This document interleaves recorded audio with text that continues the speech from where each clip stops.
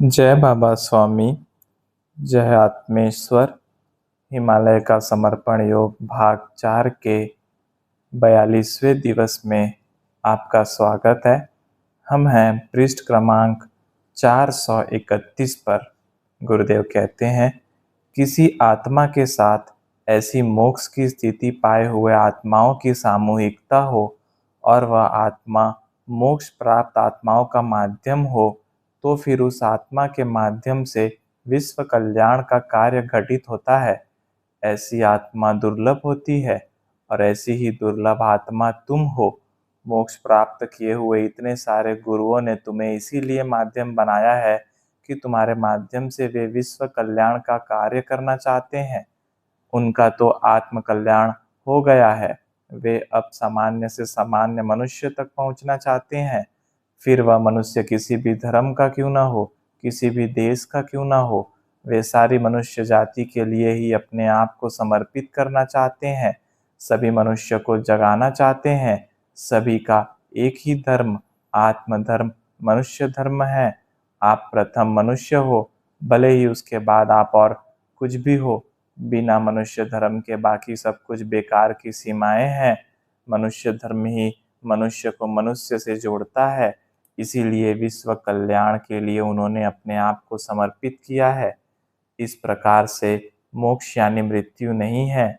मोक्ष तो ध्यान की एक उच्च अवस्था है और समाज में मोक्ष यानी मृत्यु ऐसा भय जो बनाकर रखा है, वह दूर कर मोक्ष यानी मृत्यु यह धारणा तोड़नी है। समाज में जब यह धारणा टूटेगी तभी आत्माएं मोक्ष की इच्छा करेंगी। अभी मृत्यु के डर से कोई मोक्ष पाने की इच्छा भी नहीं कर रहा है और ध्यान में प्रगति भी नहीं हो रही है। ध्यान मार्ग के रास्ते पर यह एक बहुत बड़ी रुकावट है। हिमालय में प्राप्त किया गया रहस्यमय ज्ञान जो अनुभूति को प्रदान करता है, समर्पण ध्यान पद्धति के रूप में है, लेकिन यह ज्ञान अनुभूति के रूप में हिमालय में ही रहा है।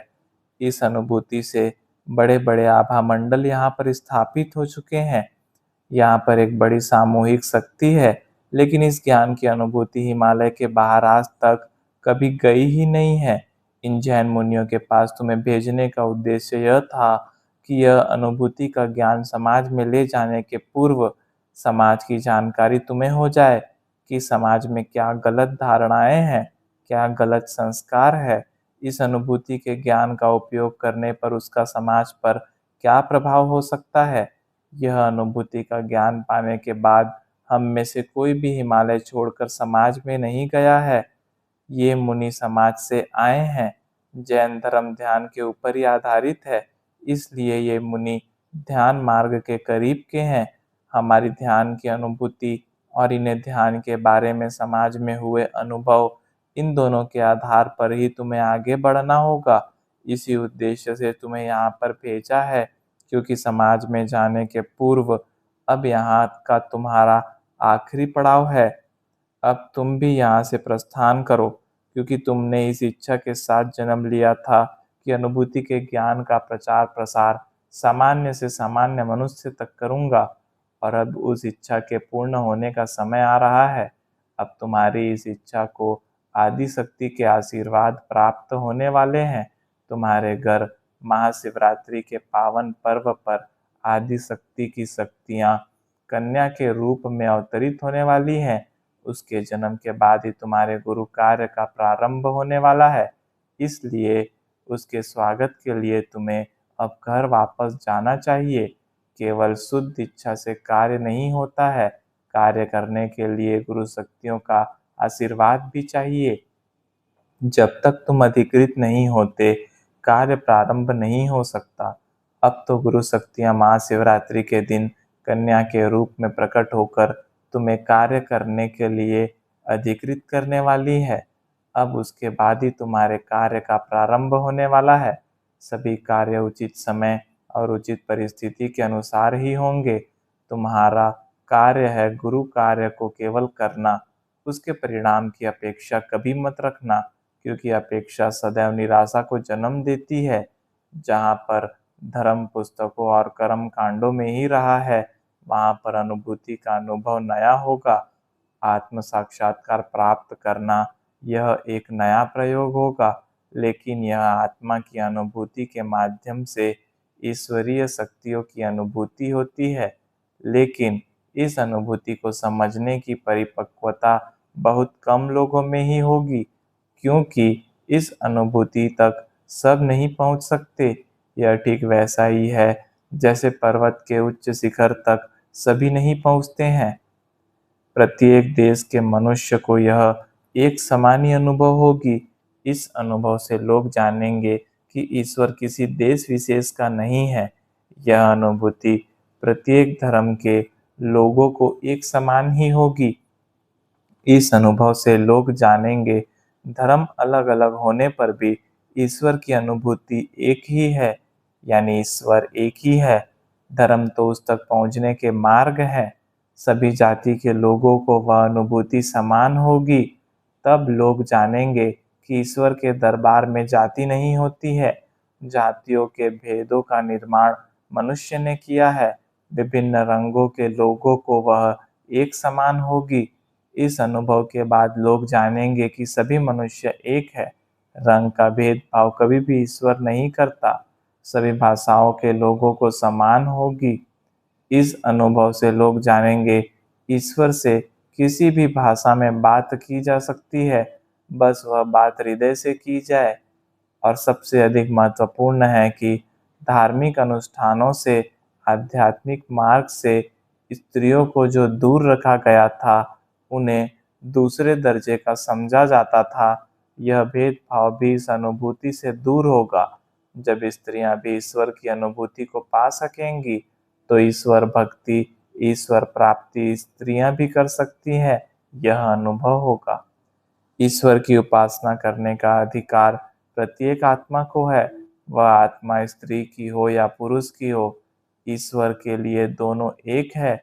इस ईश्वरीय अनुभूति से स्त्री और पुरुष के बीच जो यह शरीर पर आधारित भेदभाव किया जाता है, वह समाप्त हो जाएगा। पुस्तकीय ज्ञान और अनुभूति के ज्ञान में यही अंतर है। ग्रंथों में और शास्त्रों में तो ऋषि मुनि कब से लिख गए कि आत्मा एक ही होती है, लेकिन उन शास्त्रों पर, उन ग्रंथों पर पुरुषों ने ही अपना कब्जा कर रखा है।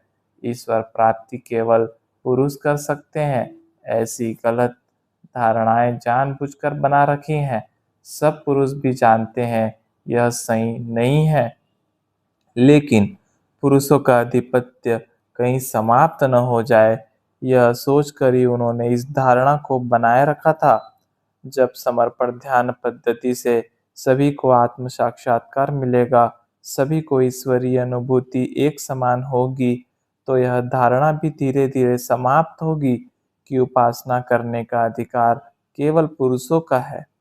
स्त्रियों को तो यह वास्तव में ईश्वरीय वरदान ही लगेगा। स्त्री समाज को जिन गलत धारणाओं के द्वारा ईश्वर से दूर रखा गया है, वह फिर जागृत होगा, एकत्र होगा, संगठित होगा। यह अनुभूति का वरदान पाकर तो वे धन्य हो जाएंगी। हम भी ईश्वर प्राप्ति की समान हकदार है, इस बात का उन्हें भी बोध होगा, और वे स्त्री समाज में इसका प्रचार प्रसार करेंगी।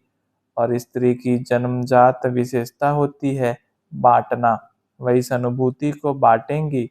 सामने वाला ग्रहण करे न करे, वह बांटेंगी अवश्य।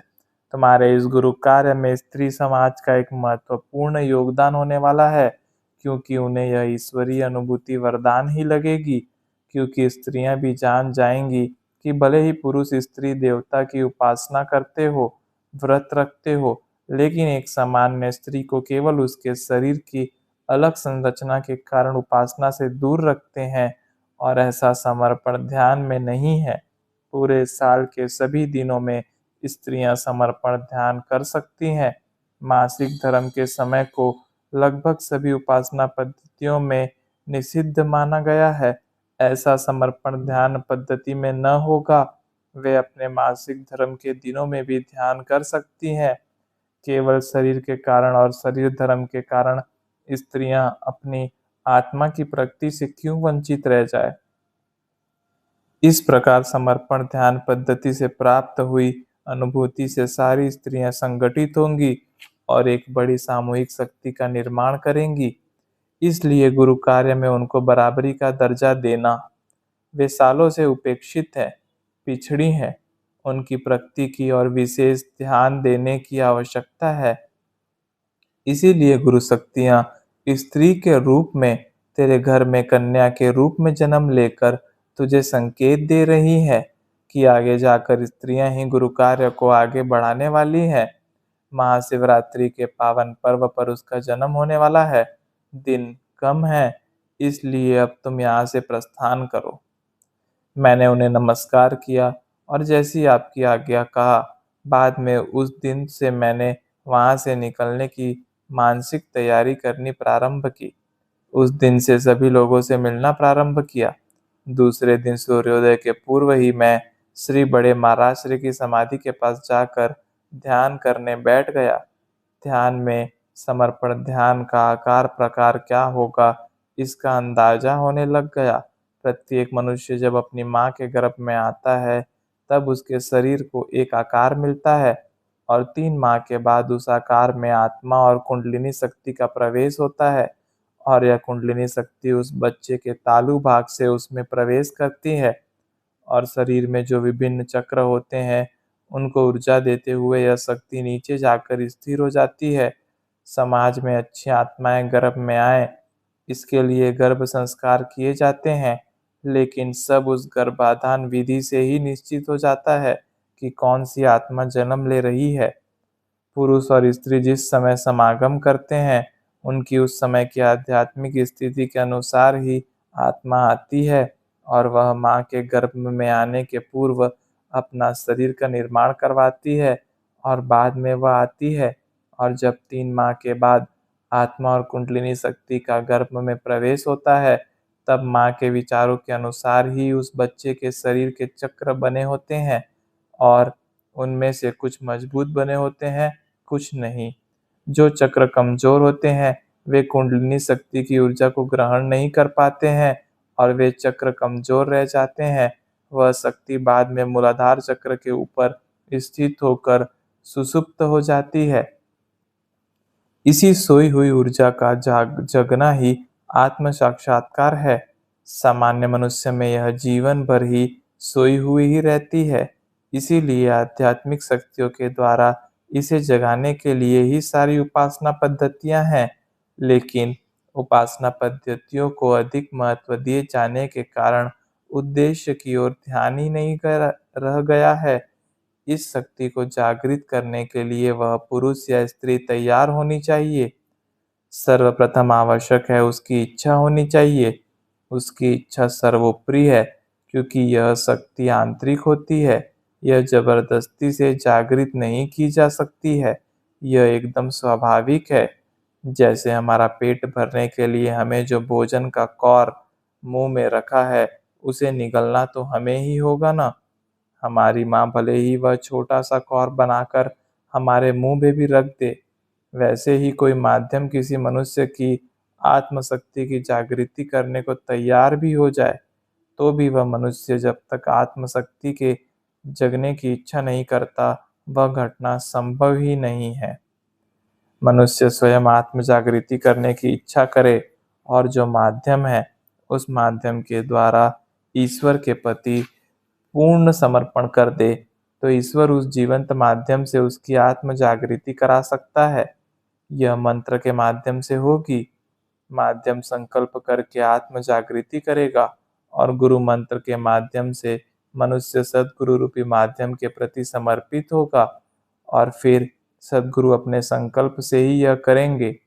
यह संपूर्ण विधि 3 मुख्य बातों पर आधारित होती है। पहला, उस मनुष्य की स्वयं की इच्छा। यह इच्छा करने के लिए उसे प्रेरित किया जा सकता है। दूसरा, मनुष्य का सद्गुरु रूपी माध्यम के प्रति समर्पण का भाव, क्योंकि वह होगा तो ही वह गुरु मंत्र की ऊर्जा से जुड़ पाएगा। और तीसरा है सद्गुरु की शुद्ध इच्छा, क्योंकि जब तक सद्गुरु की इच्छा नहीं होगी, तब तक वह संकल्प नहीं हो पाएगा। सद्गुरु की पवित्रता और शुद्ध इच्छा से ही यह संकल्प की शक्ति निर्मित होती है। इन तीनों बातों का संगम हो जाने पर ही मनुष्य का चित्त बीच की नाड़ी में आएगा। मनुष्य जब कभी भूतकाल के विचार करते रहता है, तब उसका चित्त चंद्र नाड़ी में होता है। जब वह भविष्य काल के विचार करते रहता है, तब उसका चित्त सूर्य नाड़ी में होता है। लेकिन वह बीच की नाड़ी, मध्य नाड़ी में कभी नहीं होता है। इस मंत्र की संकल्प शक्ति से उसका चित्त मध्य नाड़ी में आएगा। मंत्र तो आसान है। ओम श्री शिव कृपानंद स्वामी नमो नमः। इस मंत्र को अलग अलग तरीकों से बोलना होता है। यह मंत्र केवल कुछ शब्दों का समूह नहीं है। इस मंत्र के साथ हिमालय के ऋषि मुनियों की तपस्या और साधना से प्राप्त हुई शक्तियां और उनके आशीर्वाद जुड़े हुए हैं। उन्होंने अपने अधिकृत माध्यम के द्वारा ही संपर्क किया है। इस मंत्र की ऊर्जा शक्ति का अनुभव किसी भी जाति, किसी भी धर्म, किसी भी देश, किसी भी लिंग के मनुष्य को एक समान होगा। और यह इसीलिए होगा कि हिमालय के ऋषि मुनियों की इच्छा थी कि यह ईश्वरीय अनुभूति संसार के उस प्रत्येक मनुष्य तक पहुँचे जो ईश्वर को पाना चाहता है। ईश्वर को किसी धर्म विशेष से बांधा नहीं जा सकता है। वह तो निराकार है। वह तो मानने के ऊपर निर्भर करता है, आपके भाव के ऊपर निर्भर करता है। परमात्मा का कोई रूप नहीं है, और जो रूप माने गए हैं वे सभी माध्यम हैं। आप किसी भी माध्यम को मानकर ईश्वर प्राप्ति कर सकते हैं। यही संदेश इस मंत्र के माध्यम से दिया गया है। प्रत्येक मनुष्य की आध्यात्मिक प्रगति हो, इसी उद्देश्य से, इसी संकल्प के साथ इस मंत्र को आशीर्वादित किया गया है। यह किसी देवता का नाम नहीं है। यह केवल एक सामान्य मनुष्य के माध्यम से बह रही शक्तियों को नमस्कार है। उस सामान्य मनुष्य को ही ऋषि मुनियों ने माध्यम बनाया है, ताकि दुनिया का कोई भी सामान्य से सामान्य मनुष्य भी उस माध्यम तक पहुंच सके। क्योंकि हिमालय के ऋषि मुनि हिमालय के इतने अंदर है कि वे सामान्य मनुष्य तक नहीं पहुंच सकते हैं, और सामान्य मनुष्य उन तक कभी भी नहीं पहुंच सकता है।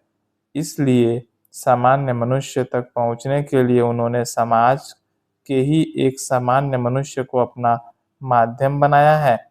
इस मंत्र को बनाने का मुख्य उद्देश्य उनका सामान्य मनुष्य तक पहुंचना है। मनुष्य की स्वयं की इच्छा, उसका माध्यम रूपी सद्गुरु के प्रति समर्पण और सद्गुरु का संकल्प, ये तीनों बातें एकत्र हो जाए तो मनुष्य को आत्म साक्षात्कार मिल जा सकती है। और यह होने पर कुंडलिनी शक्ति जो शरीर के भीतर सोई हुई थी, वह जागती है और ऊपर की ओर उठती है, और सभी चक्रों को ऊर्जा प्रदान करके अंत में सहस्त्रार चक्र जो तालु भाग पर होता है वहां पहुंचती है और कुछ समय के लिए स्थिर हो जाती है।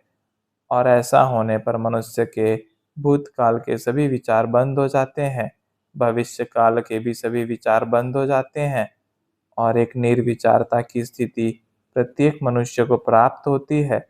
और थोड़ा समय ऐसी स्थिति में रहने पर जो ऊर्जा वह भूतकाल के विचार करके नष्ट करता था, और जो ऊर्जा वह भविष्य काल के विचार करके नष्ट कर रहा था, वह बच जाती है और उसे बाद में प्रसन्नता लगती है। और ध्यान की इसी पद्धति से प्रतिदिन ध्यान करता है तो 45 दिनों के बाद वह अपने आप में एक अच्छा परिवर्तन महसूस करता है। उसे आध्यात्मिक, शारीरिक, मानसिक, आर्थिक, सामाजिक सभी क्षेत्रों में प्रगति होती हुई अनुभव होती है, क्योंकि वह अपनी शक्तियों को एकत्र कर सही दिशा में प्रवाहित करना सीख जाता है। और ऐसा किसी भी धर्म का मनुष्य कर सकता है। और समूचे शरीर में संपन्न अनुभव होते हैं। सारे शरीर से ही ठंडी लहरियां बह रही है, यह अनुभव होता है। मनुष्य अपने भीतर एक शांति का अनुभव करता है, जो शांति उसने अपने जीवन में कभी नहीं पाई होती है। समर्पण ध्यान पद्धति की सबसे बड़ी विशेषता अनुभूति का होना है, और वह किसी को भी हो सकती है जो उसे ग्रहण करना चाहे। और यह अनुभूति मनुष्य को निःशुल्क प्राप्त होगी। यह ईश्वरीय प्रसाद है। इसलिए माध्यम इसे निःशुल्क प्रदान करेगा। इसके लिए वह कुछ भी नहीं लेता है और बाद में इसी प्रकार से प्रतिदिन ध्यान करके वह मनुष्य अपने आप को पवित्र करने का अभ्यास कर सकता है। ध्यान अगर सामूहिकता में करेगा तो आत्मशक्तियों की वृद्धि के साथ साथ उनका नियंत्रण भी हो सकेगा। आत्मशक्तियों को अनुभूति के सतत अभ्यास के द्वारा वृद्धिगत किया जा सकता है और अगर सामूहिकता में यह प्रयास किया जाए तो शक्तियां वृद्धिगत भी होंगी और नियंत्रित भी होंगी। यह पद्धति ऋषि मुनियों ने सामूहिकता के दृष्टिकोण से ही बनाई है और उसी से संकल्प भी किया है और इसीलिए इस ध्यान को सामूहिकता में करना आवश्यक है। समाज में जहाँ पर सामूहिकता के साथ वैचारिक प्रदूषण भी है, वैचारिक प्रदूषण वाले तो ऐसे वातावरण में मन को एकाग्र करने का प्रयास अकेले में सफल नहीं होगा। जय बाबा स्वामी, जय आत्मेश्वर।